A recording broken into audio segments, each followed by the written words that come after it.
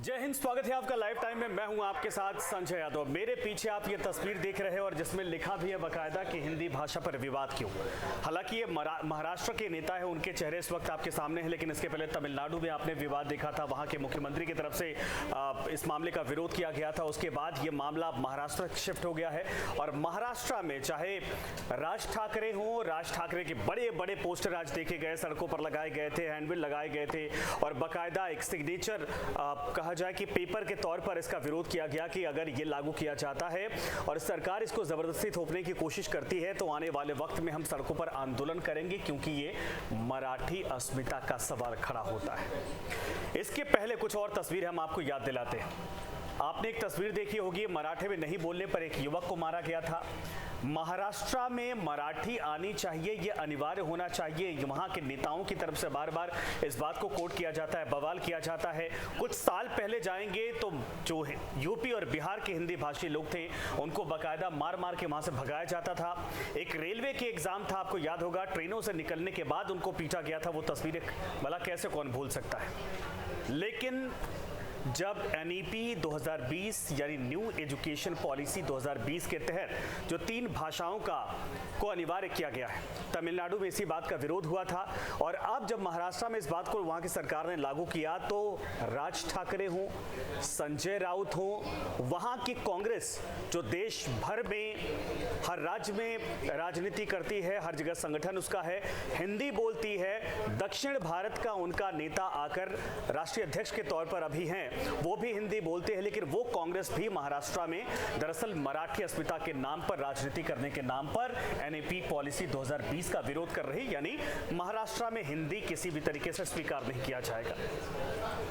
अब जरा सोचिए, पहले मैं आपको ये बताता हूं कि आखिर ये पूरा मामला है क्या, उसके बाद बताऊंगा कैसे राजनीति एक एक करके ये राजनेता करते जा रहे हैं। किसी को कोई फर्क नहीं पड़ता, खुद हिंदी बोलेंगे, दिन भर बोलेंगे, टीवी पर आएंगे तो लगातार हिंदी में ही बोलते जाएंगे। लेकिन जैसे ही अगर NEP 2020 का जिक्र होता है, 1 से 5 तक हिंदी को मराठी और इंग्लिश के साथ पढ़ाने की बात आती है, उस दौरान न जाने इनको क्या हो जाता है। कहते हैं सड़कों पर उतरेंगे, बवाल काटेंगे।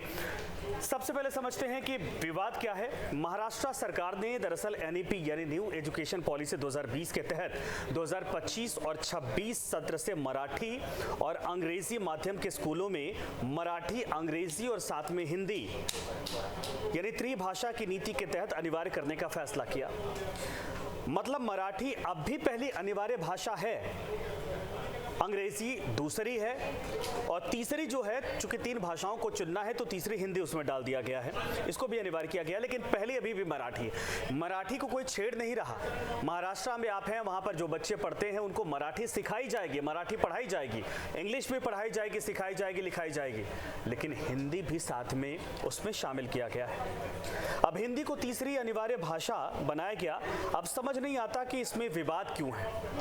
कारण कि अगर मराठा भाषी राज्य में अगर हिंदी को पहली अनिवार्य भाषा बनाया जाता तो ये विवाद होता कि भाई मराठी को आप साइडलाइन करते जा रहे हैं और हिंदी को थोपते जा रहे हैं। ये नहीं चलेगा, क्योंकि मराठी एक तरह से संस्कृति है, भाषा है, बोली है, रहन सहन, खान पान है। लेकिन भाई यहाँ पर तो पहली भाषा आपकी मराठी ऑलरेडी है और वो सरकार उसको छेड़ने को तैयार नहीं, वो छेड़ेगी भी नहीं। जिस पर आप लोग राजनीति करते हैं, इंग्लिश भी पढ़ाई जा रही जो विदेशी भाषा है, लेकिन हिंदी के नाम पर इन राजनेताओं को न जाने क्या हो जाता है। और महाराष्ट्र नवनिर्माण सेना यानी राज ठाकरे की पार्टी ने अब इस मुद्दे को सिर पर उठा लिया है। बवाल काटने को तैयार हैं राज ठाकरे। इनकी तस्वीरें अगर महाराष्ट्र में आज देखेंगे, खास करके मुंबई में, तो जगह जगह बड़े पोस्टर लगाए गए। ऐसे तो पैसा आप सोचिए कितना खर्च किया जाता है इस तरीके के मामलों में राजनीति करने के लिए, क्योंकि पता है कि इससे इनको माइलेज मिलने वाला है।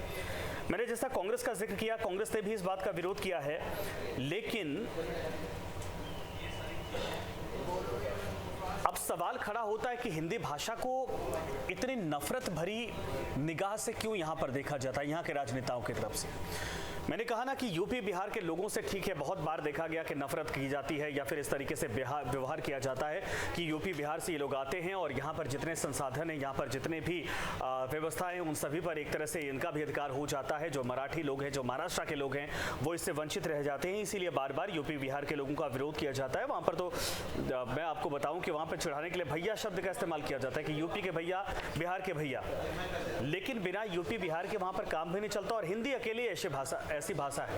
अब देखिए ना कि चाहे तमिलनाडु चले जाएं, चाहे केरल चले जाएं, चाहे महाराष्ट्र चले जाएं, चाहे गुजरात चले जाएं, प्रधानमंत्री भी अगर गुजरात से आए हैं, वहाँ पर गुजराती चलती है, गुजराती बोली जाती है, मारवाड़ी बोली जाती है। लेकिन देश के संसद से लेकर और जब भी वो भाषण देते हैं विदेशों में, तो हिंदी का इस्तेमाल करते हैं। इसके पहले अगर दक्षिण के जितने चेहरे जो प्रधानमंत्री के पद पर पहुंचे, एच डी देवेगौड़ा साहब समेत कई को उठा लीजिए, सभी ने हिंदी भाषा का सम्मान किया। लेकिन राज ठाकरे हो, चाहे अब संजय राउत की बात कही जा रही हो, चाहे वहाँ के कांग्रेस के नेताओं की बात कही जा रही हो, हिंदी के नाम पर न जाने इनको क्या दिक्कत होती है कि हिंदी महाराष्ट्र में न चलेगी, न बोली जाएगी, न पढ़ाई लिखाई जाएगी।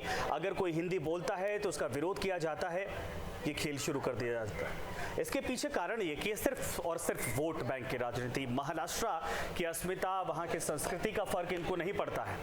इनको ये पता है कि इससे वोटों का ध्रुवीकरण किया जा सकता है, वोटों को अपनी तरफ खींचा जा सकता है। पिछले दिनों एक तस्वीर आई थी, मैंने कहा ना कि मराठी एक लड़का था वहाँ पर, वो एक मोहल्ले में जाता है, वहाँ 3-4 मुझे लग रहा है 20 दिन पहले की तस्वीरें हैं। वहाँ पर एक दुकानदार से सामान लेता है और उसको कहता है कि तुम मराठी बोलो। जब मराठी में वो लोग नहीं बोल पाते, चूंकि यूपी बिहार दिल्ली यहाँ वहाँ के लोग थे, उसके बाद आप सोचिए कि उस लड़के के परिवार में एक बीमार माँ होती है, एक बहन होती है, पिता एक्सपायर हो जाते हैं और वो अकेला होता है। उसको अपने घर परिवार चलाने की चिंता नहीं होती है। घर में कैसे माँ का इलाज होगा, दवाई की व्यवस्था कैसे होगी, बहन की पढ़ाई लिखाई, शादी की व्यवस्था कैसे होगी, ये चिंता नहीं होती। लेकिन दुकान में जाकर इस बात को लेकर लड़ता है कि तुम सामान दे रहे हो, तुम मराठी क्यों नहीं बोल रहे हो। बाद में वहाँ के लोगों ने उसको पकड़ा, उसको हिंदी में माफ़ी मंगवाई थी। सवाल ये नहीं खड़ा होता है ना आप कि मराठी से किसी को दिक्कत है, ना हिंदी से किसी को दिक्कत होनी चाहिए। ये देश हिंदुस्तान है, अनेक भाषाएं बोली जाती हैं, अनेक रहन सहन हैं, बहुत सारे कल्चर हैं, संस्कृति है, सबको मिलाकर ये देश बनता है। ठीक है, भाषाओं के आधार पर दायरे बटे हैं, राज्यों का एक तरह से निर्माण किया गया है, वहाँ की अपनी पहचान होती है, लेकिन इसका मतलब ये नहीं कि आप हिंदी का विरोध इस तरह से करेंगे कि वहाँ पर बवाल मच जाए, लोगों को मारेंगे पीटेंगे, लोगों को भगाएंगे, पोस्टर लेकर बाकायदा आंदोलन की चेतावनी देंगे। ये सब क्या है। और हिंदी ऐसी भाषा है, देखिए दक्षिण भारत के राज्यों में भी अब बोली जाने लगी है, और पूरा उत्तर से लेकर, पूर्व से लेकर, और मुझे लगता है कि पश्चिम तक उठाकर देख लीजिए, बिना हिंदी के किसी का काम चलता है क्या? सभी एक दूसरे से जुड़ते हैं इस भाषा से, या तो इंग्लिश या तो हिंदी। तो अगर ये ट्राई लैंग्वेज की बात कही जा रही है, तमिलनाडु का लोगों ने विरोध किया, तमिलनाडु में विरोध किया था क्योंकि वहाँ पर तमिल बोली जाती है, उनको लगता है कि हिंदी वाले आएंगे, वही मामला कि हमारे बीच में ये लोग एक तरह से घुल मिल जाएंगे, हमारी चीज़ों का इस्तेमाल करेंगे। लेकिन महाराष्ट्र में और मुंबई में तो आधे से ज़्यादा आबादी यूपी बिहार की बसी है, तो किस बात का ये विरोध हो रहा है? अब सवाल है कि राज ठाकरे की पार्टी चली नहीं, सांसद विधायक बना नहीं पाते हैं, कभी इधर कभी उधर, किसी तरीके से वो अपने आप को उसी में एडजस्ट करने की कोशिश करते हैं महाराष्ट्र में। अब तो शिवसेना के नाम पर 3 धड़े भी हो गए, समझिए कि महाराष्ट्र नवनिर्माण सेना, एक तरफ शिवसेना उद्धव गुट, एक तरफ जो है कि शिंदे गुट हो गया। इसके बावजूद राज ठाकरे, जब बाला साहब ठाकरे जिंदा थे उस वक्त जो उनकी स्वीकार्यता हुआ करती थी, वो उसके बाद, उनके जाने के बाद कभी रही नहीं। क्या ये मौका राज ठाकरे देख रहे हैं कि हिंदी भाषा के नाम पर एक बार फिर से अपनी राजनीतिक रोटी सेक ली जाए, फिर से बवाल काटा जाए, फिर से लोगों को मारा पीटा जाए, विरोध किया जाए? लेकिन सवाल है, संवैधानिक तौर पर यह अधिकार आपको नहीं मिलता है। इसलिए जितने नेता वहां पर विरोध कर रहे हैं, ये देश का कानून है, देश की पॉलिसी है, आपको मानना पड़ेगा, स्वीकार करना पड़ेगा। आपकी भाषा, आपकी क्षेत्रीय अखंडता से किसी तरीके से खिलवाड़ नहीं होने दिया जाएगा।